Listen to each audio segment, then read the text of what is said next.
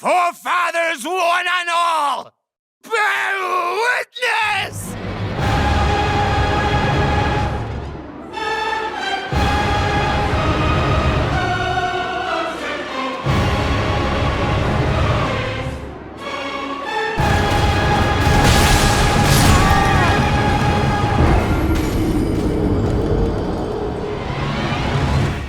The Souls series has become a household name in the industry, and it's an understatement to say that it's been influential in shaping the design of action RPGs today.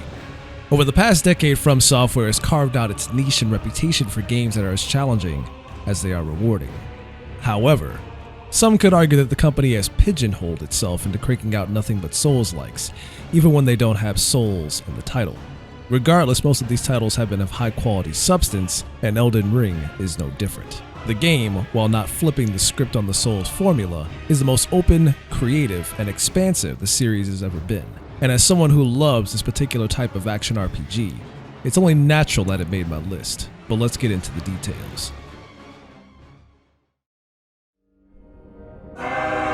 Put these foolish ambitions to rest. So it was thee who would become my lord. Mighty dragon. Thou the true-born heir. It's common knowledge that the From Software series is heavily gameplay focused, and that the challenge is the ultimate draw for most of its audience, including myself. That's not to say that the story and lore are absent, but the way it's presented is both a blessing and a curse. You're allowed to enjoy the game from start to finish without having the intricacies of its lore shoved down your throat. This is also part of what makes these games so replayable for many, including myself once again. However, the downside is that much of the details of the world, the state that it's in, and why, get lost if you're not digging into item descriptions or looking for details in the environment itself.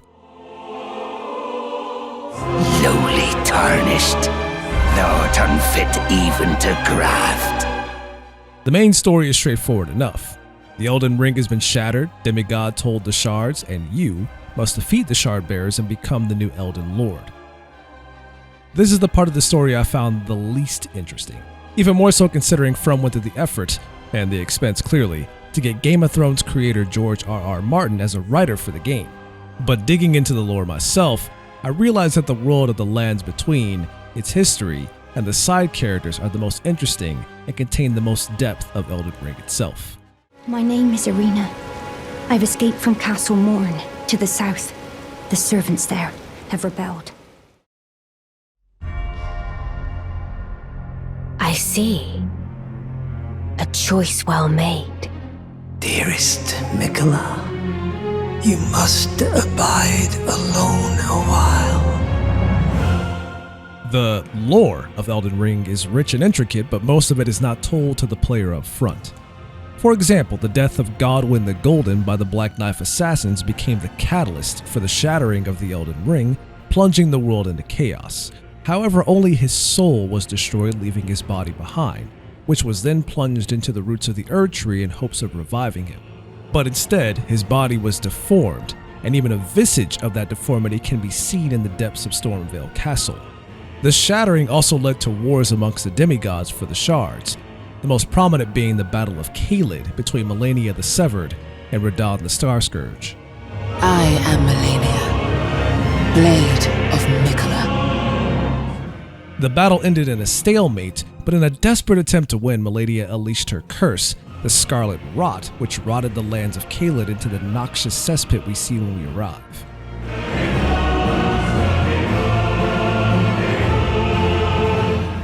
The curse, however, didn't kill Radahn, but forced him to lose his mind, leaving him a husk of his former self that feeds on anyone who approaches him, friend or foe. Another example, the origins of Bloodflame magic and how its wielders slice into the flesh of an outer god known as the Formless Mother with each use. Welcome, honored guest, to the birthplace of our dynasty. Then there's the story of the Godskins, beings who adorn themselves in the skins of gods they've slain with the power of the Black Flame, now rendered ineffective due to the defeat of their ruler, the Gloam-Eyed Queen. And finally, the Song of Lament, which you occasionally hear the bats singing. Now, these are just a few of the many intricate stories throughout the game, and I'm glad I took the time to dig into them as it made me appreciate the depth of the lore far more than I had. But even with that, the gameplay still remains the most engaging aspect, and I'll explain why. O locus ille, beatus quondum nunc diminuit, nos destinatem matribus nunc fiuntur pes, ploravi.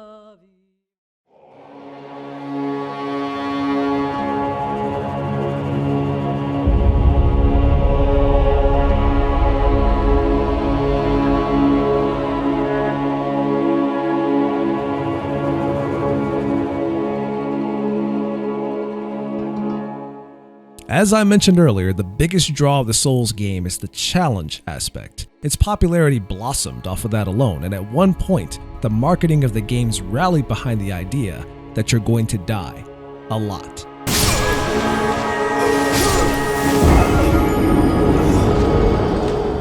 This idea remains true in Elden Ring. However, Elden Ring may be the most accessible From Software game yet.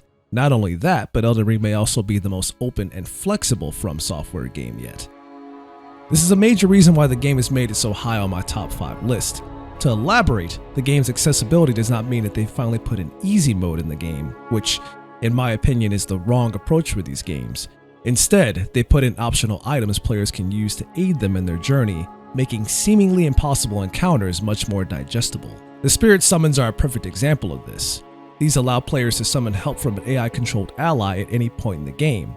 These spirits can be tuned or upgraded, increasing their stats, making them even more useful in combat. But being the masochist that I am with these games, I never use these or any other summon for that matter. This leads me to what else I loved about the game, the openness and flexibility of player builds. This was something the series was always striving for, but in the past they never quite executed as well as they hoped.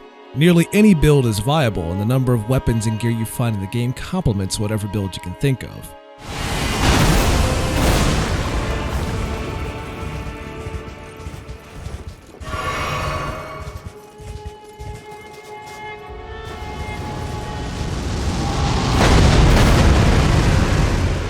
The open world is vast and detailed as indicated by the ever-expanding map, making it the biggest Souls-like yet. Even though some of the seams are revealed once you hit the underground dungeons and fight the same boss about 5 or 6 times. Outside of those, the boss designs are everything you'd expect from a software game. Each boss is given a large array of attacks meant to subvert whatever pattern you thought you knew about video game bosses. To the point where I sometimes question whether some of the design is intentional, or if the boss's design is so bad it somehow ends up looking good in action. Design like this is something developers usually avoid out of concerns for balance and accessibility, but From Software cares not for any of that, and it shows.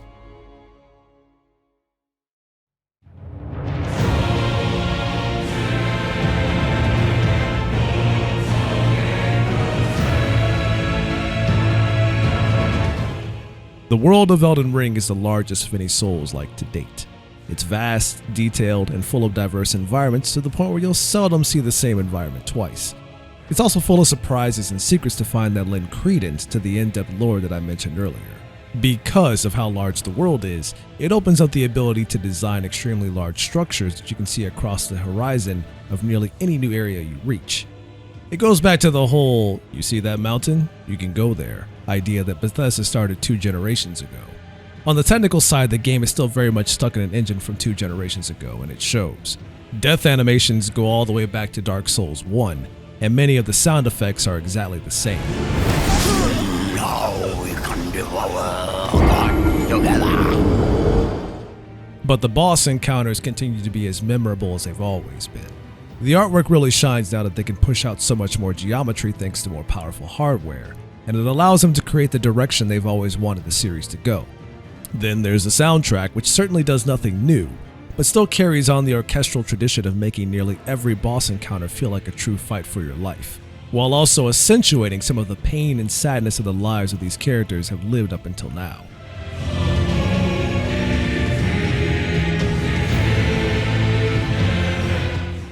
Elden Ring is a fantastic Souls game and the biggest that From Software has created yet. I still hold a lot of love for Bloodborne and hold it in very high esteem, more so than Elden Ring, but I can't deny the ambition that Elden Ring strives for and hits more often than not. The reward for overcoming seemingly impossible odds is what makes this genre special, and even without having dug into the lore, the game still would have made it this far onto my list. It was a difficult choice between this and my first place winner, and for a while there, I had talked myself into making this my game of the year. But the few drawbacks I mentioned here, plus a few more that I don't have time to talk about here, are what held it back for me. Regardless, if you're a Souls fan and you haven't checked this out yet, I fully recommend doing so because it has confidently earned its place as my second place winner of 2022.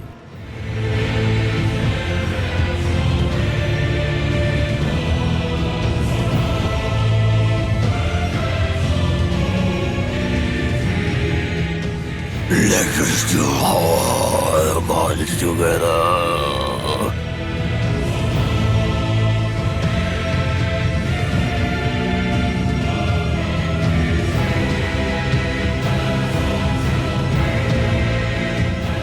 Besides, you are maidenless. One can only do so much with the materials provided.